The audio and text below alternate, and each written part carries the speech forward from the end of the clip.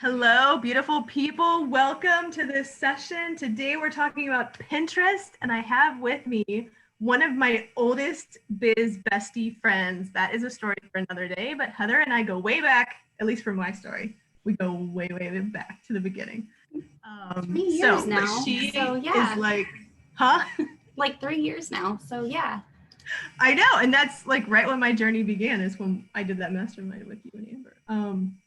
Okay, so she is a Pinterest expert, and I'm just and she's recently started a YouTube channel with Pinterest stuff that is just doing amazing.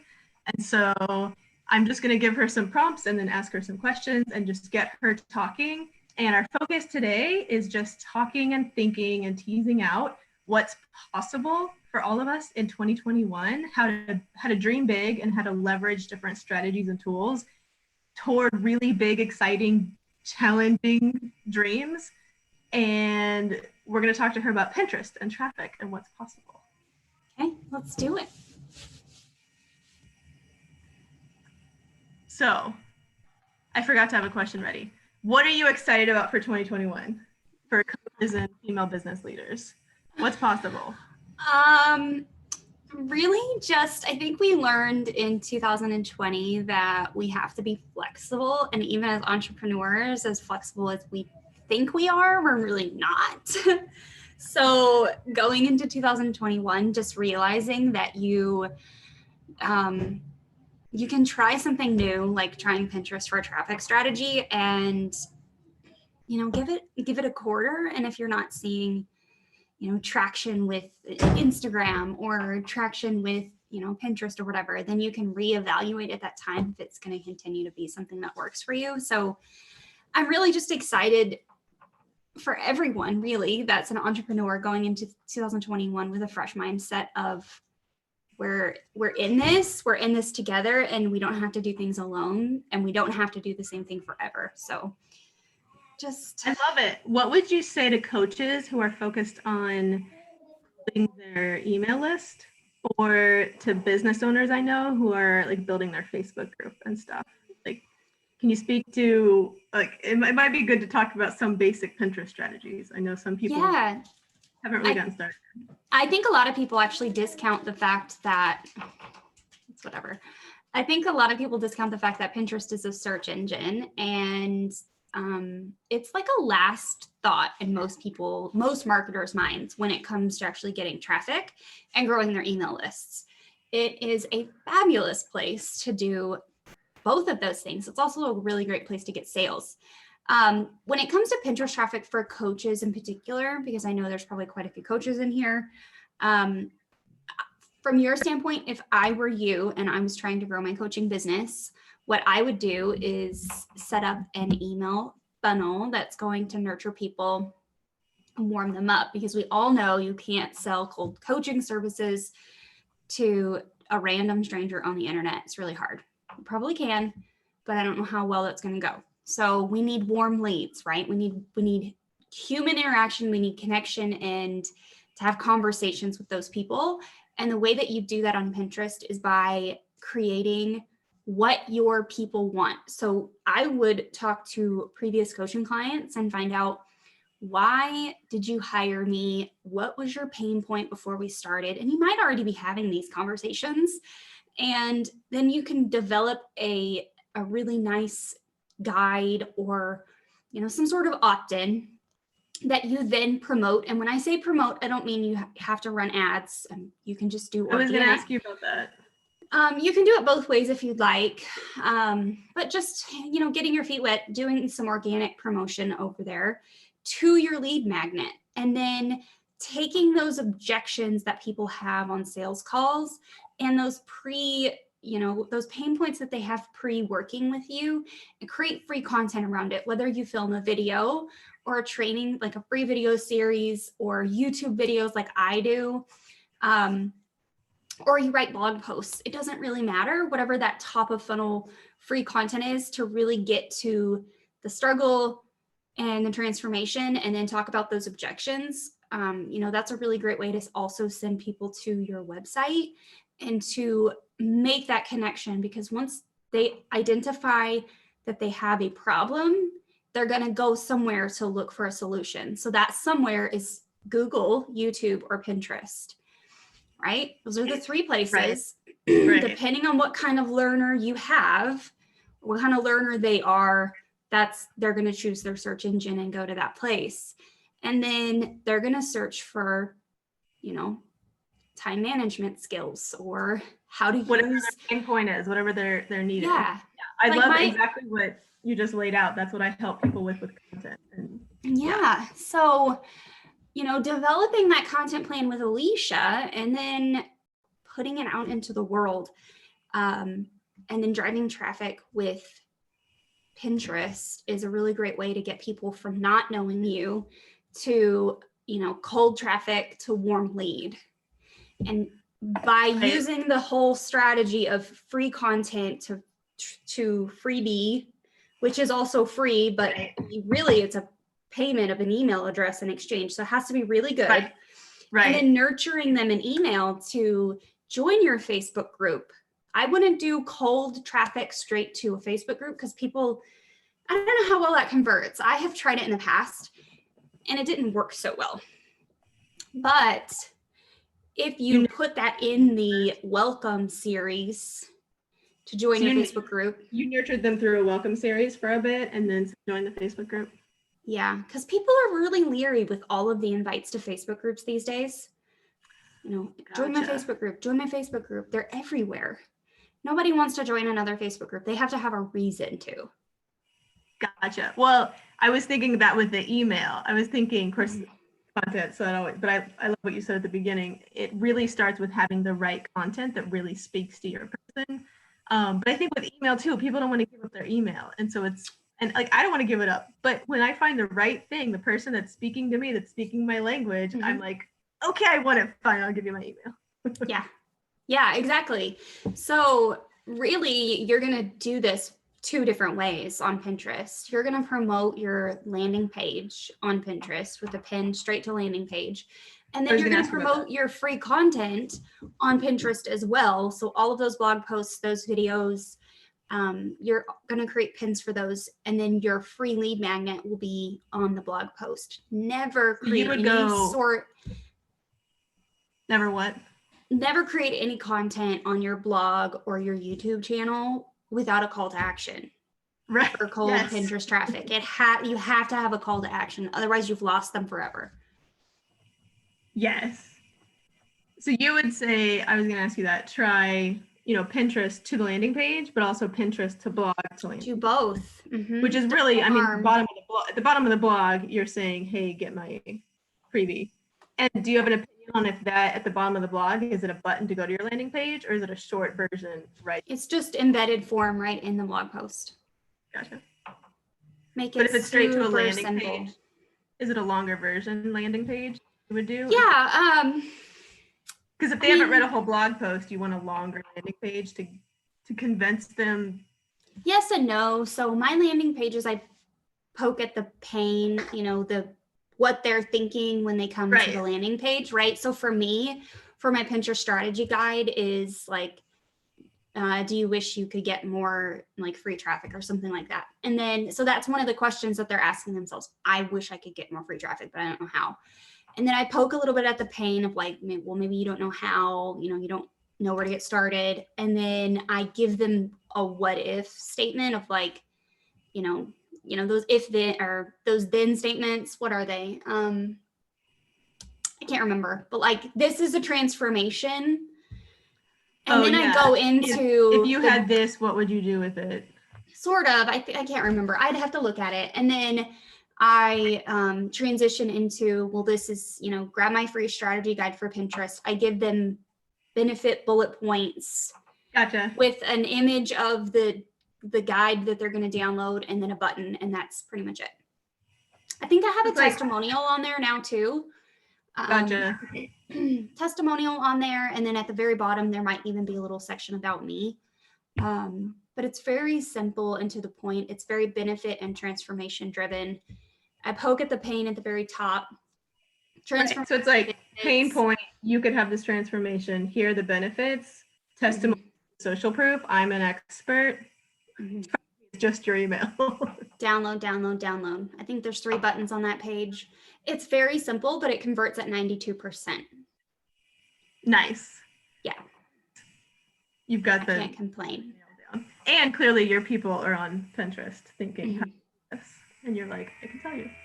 Yeah. I was just talking to my husband the other day, and he was basically saying, talking about how people focus so much on social, and he was like, don't forget search, which is what you just said. And I was just thinking, that's something I want to talk about in the group and encourage people because I think some people, they can get burnout on social, or just even like if social changes, you want to diversify what you're relying on. And so I love Pinterest and Google for when people are just have a pain point and they're searching, they go and they just search for content about it. Yeah. What do you think about as far as like how many blog posts or how many pieces of like long pillar content to have on your website? Because some people like to do a lot, and some people just say you just need 3 or 4 good ones that go to your lead magnet. I think it depends on like your content plan and how often you're creating content. Like for me, I just recently this year started creating content on all of my pillars and really diving deep. I treat it like a library. You go to a library and you look up a book on home cooking with cast iron pans, you're going to find 15 books on the topic. You're not going to find one book. So I usually create a pillar piece of content, which is very long form. I just did my very first true pillar content last week, and it's 4,000 words.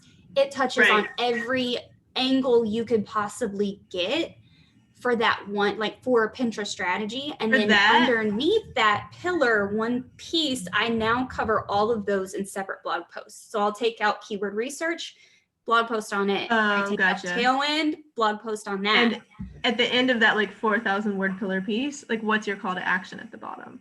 I have it sprinkled throughout. Actually, I have a couple different gotcha. Because it's such a long post. But it's my strategy guide. It's my main opt-in. Gotcha. Because I've seen some people where it's like you create something like that and someone's just like, oh my gosh, I want to keep this. I want to save this. And at the bottom, I've read through one at the bottom, I get to it and it's like, get a really nice PDF of this blog post. I might do that. That's a really good idea. So I liked that for one where it was like how are you going to like you practically wrote a small book or an essay or not a small book. Essay where it's just like I've gotten emails from people where I'm like I need to copy and paste this and save this because it was just really inspirational, really speaking to me, and I was like, I don't want this lost in my email. So that's something that I really like for long ones. And you can even, and it could just be like this blog post, or it can be this blog post plus some infographics or plus. And like, I also have created YouTube videos on all of the pieces in that blog post, and I linked to them. I put the main video at the top, and then I've linked videos throughout so they can watch specific videos on specific things. And then, depending on your business, let's go with the coach again, like a health and wellness coach, they could write long form content, like a pillar blog post on, gut health.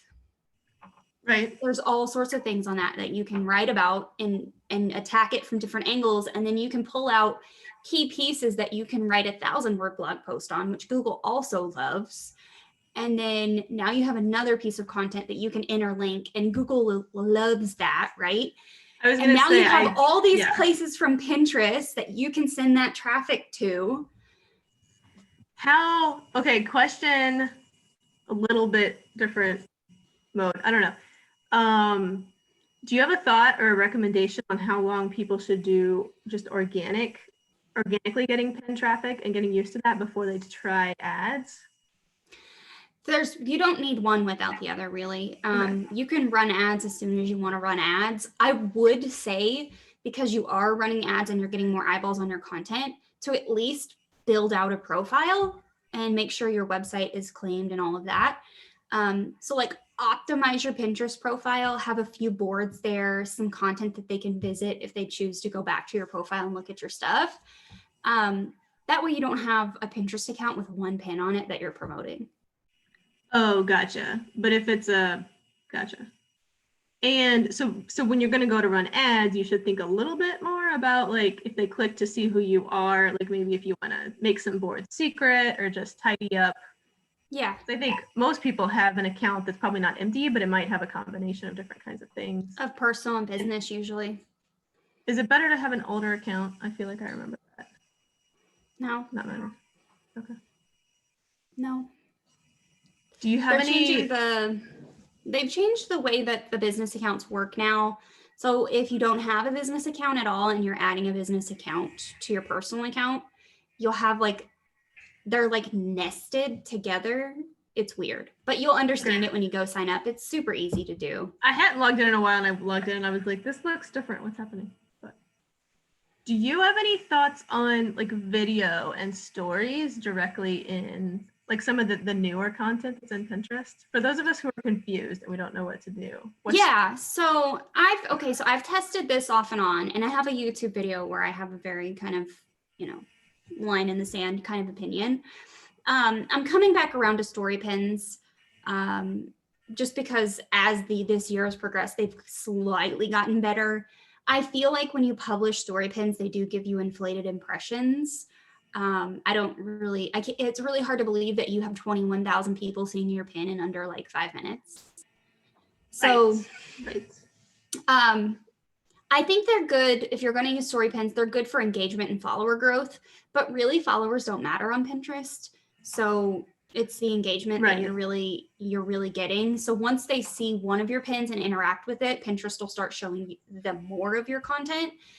The only thing with story pins is they're not linkable. So you literally upload all of this imagery and you have a call to action at the end to follow you. And that's it. They don't leave the platform. Gotcha. So for somebody new that's trying to add it to their marketing strategy, the main thing that they could really just focus on is having the right content, the really good content, and then just setting up the basic funnel to the call to action to get on their email list to nurture them. Yeah. And then at what point should they start thinking about Tailwind or something like that, like reposting and stuff? So I have a couple clients where we do a manual scheduling strategy, which I do have that on my YouTube channel. If you guys want to learn how to schedule your pins without purchasing Tailwind, if you're not to that point in your business, you just use the native Pinterest scheduler, and that's all we do. So we just upload the pin and, change the description slightly on each version and then schedule it right on the platform. And then they go out through the week. So that's an option. And then, if you're ready to up level and purchase Tailwind, I would say you probably need to have, a chunk of content, and you're probably creating 10 to 15 new pins a week. That way you're not, because you're spending the time creating the images and then you have to write the descriptions. And now you have to do this whole manual scheduling thing, and that takes time. So, and the manual scheduling actually takes more time than just uploading into Tailwind. And neither option is better than the other. Pinterest has said they don't care. Gotcha. So that's my 2 cents on that. I just had a question and I lost it. Mm-hmm. Now we've talked about enough things that now my brain is like, ooh, it all comes back to content. And it really is. So 10 to 15 posts a week, that's like a lot. That seems more for like once you've been posting for a while and then you have more evergreen content, kind of more of a library to then like have a reposting schedule.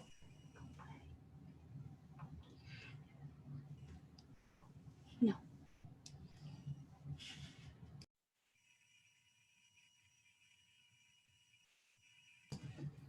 Did you think of it? No, I lost my thought.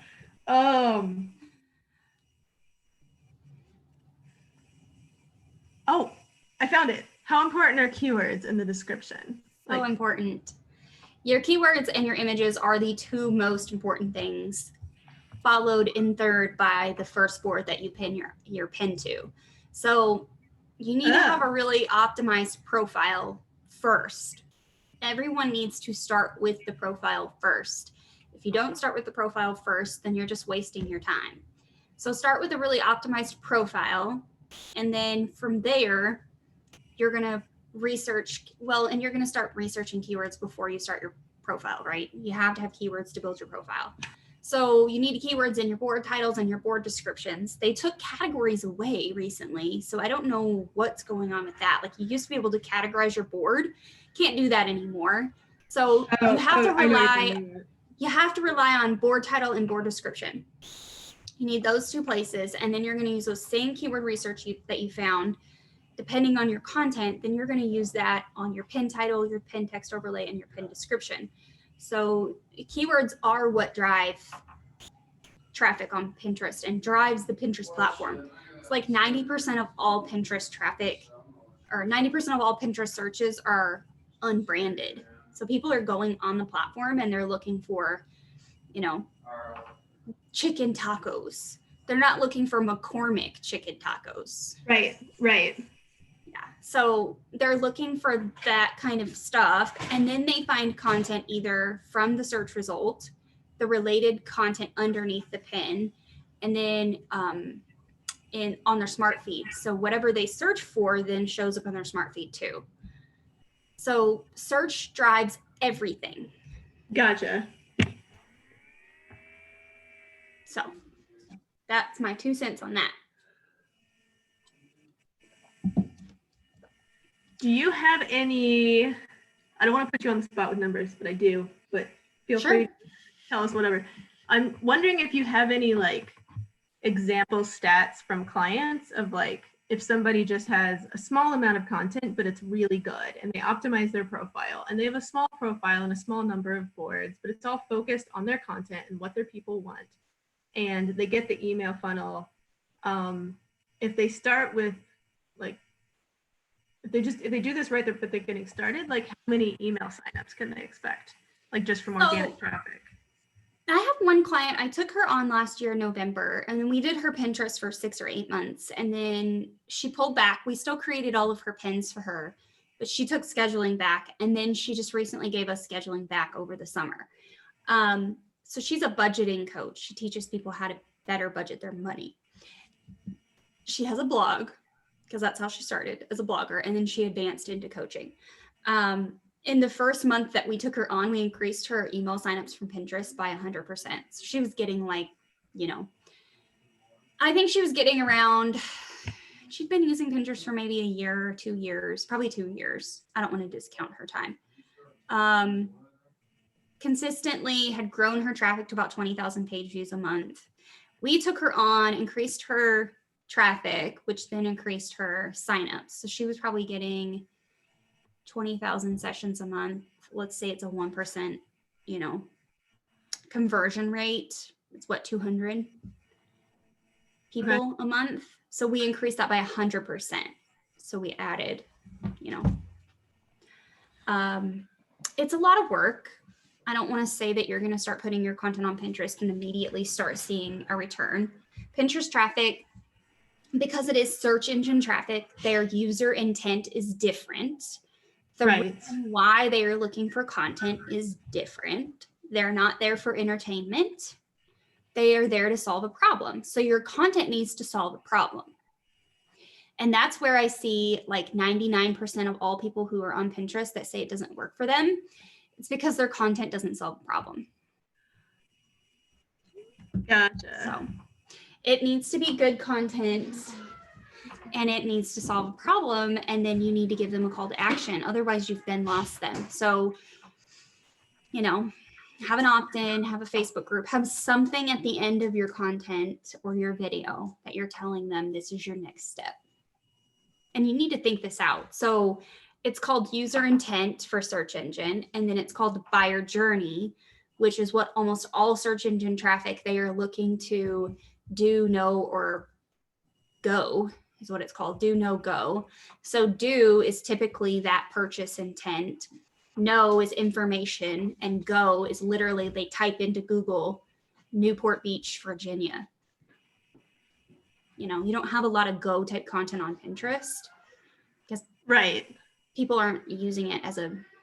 I've heard people say, you have buyers on Pinterest. People go there. Like it is. They do. You have people who are not just wanting to be entertained. They're there to buy something. And so if you I've heard a lot of things that have made me think, oh, I need to come back to Pinterest, and we need to make that part of our marketing, you know, just perspective and things that are on our radar. It's a really great tool, I think, in so many ways for if women are your audience and you want them to buy something.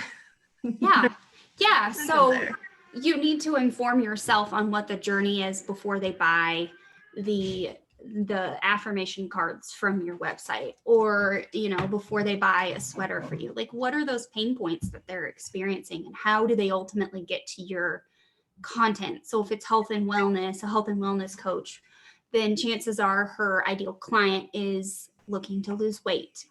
They're looking for better meal plans. Right. Those kinds of things.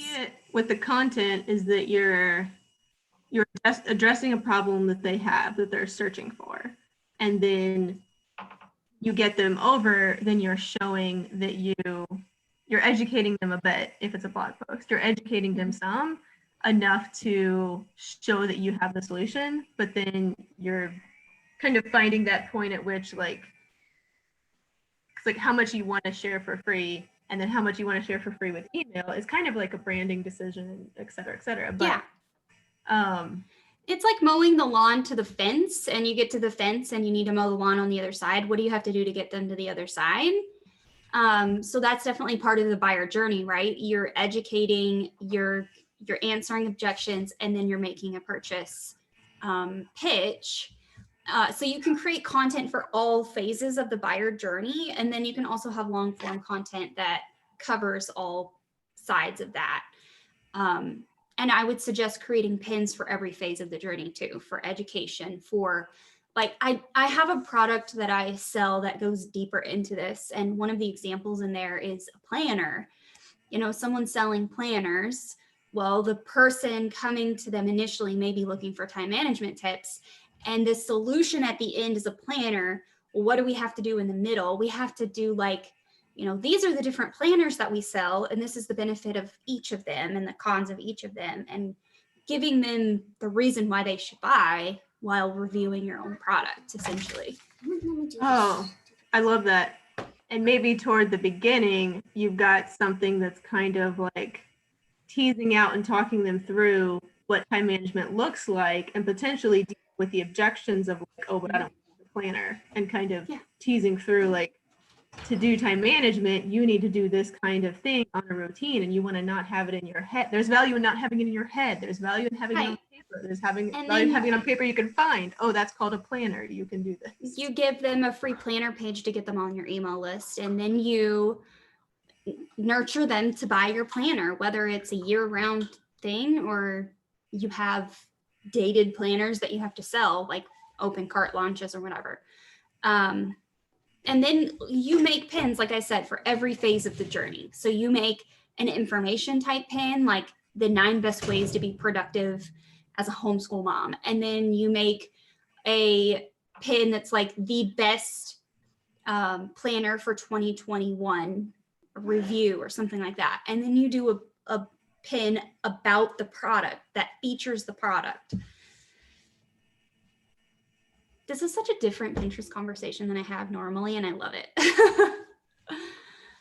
Yay!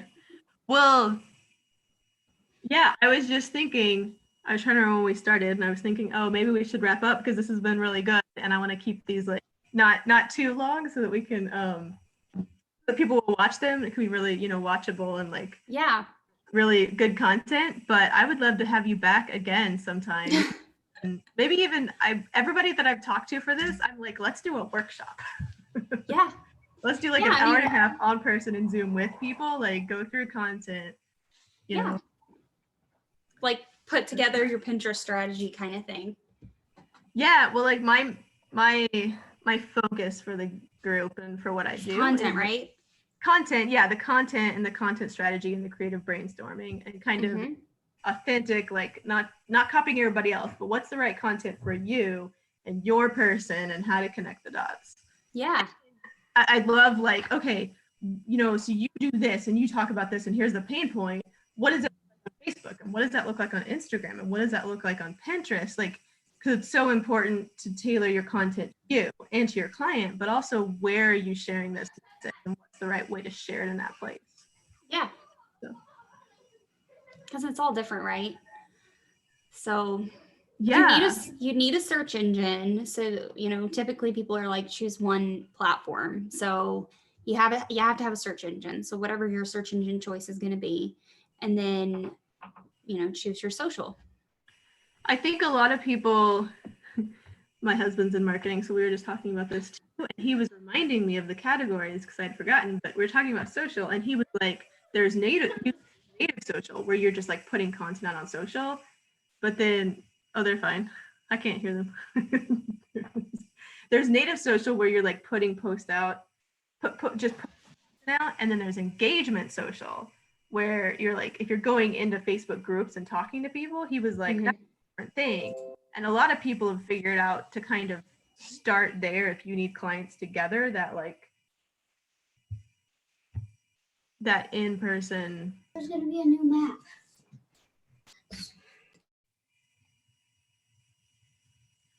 The in-person engagement, the in-person direct engagement, you can get clients really quickly that way. And then social native posting has a place, but I love that you're saying everybody needs search engine. And I'm like, oh, I'm not doing that well, but that's because I like rebooted my business. Yeah, right. So for you really should develop some sort of content calendar around how to create a really great content plan.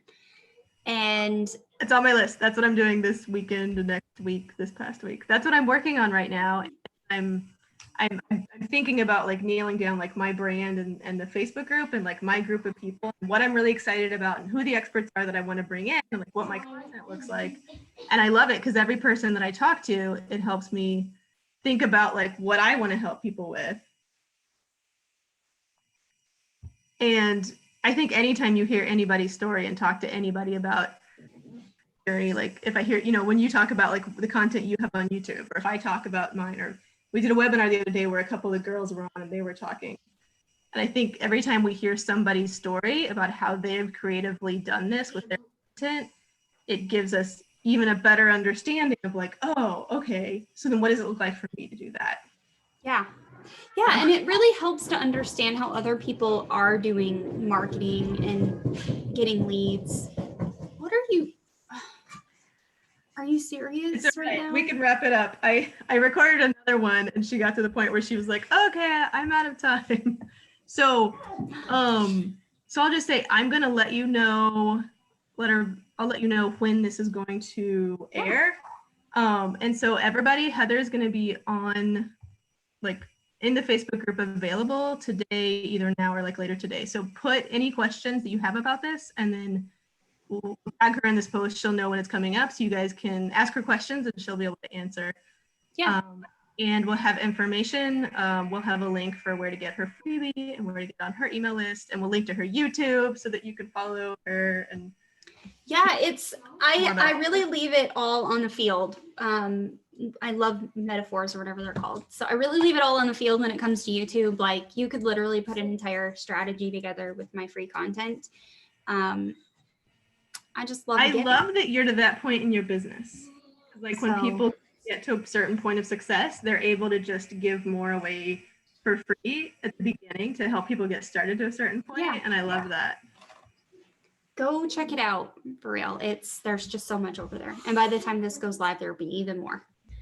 So put your questions, and in answer to your question, we might link to a YouTube video and say, go. I know. And then come back with follow-up questions. Because that's what I love. My favorite thing is when I give some people some information, they take action, they follow through, they go do it, and then they come back with a much better, deeper question. And then I'm like, ooh, now let's talk about that. So challenging y'all to go deep and bring it with this. Okay. Well, thank you for having me. Yeah. Thank you for coming, and I will be in touch with details. Okay. Okay, so thank you, Heather. I'm going to stop the recording.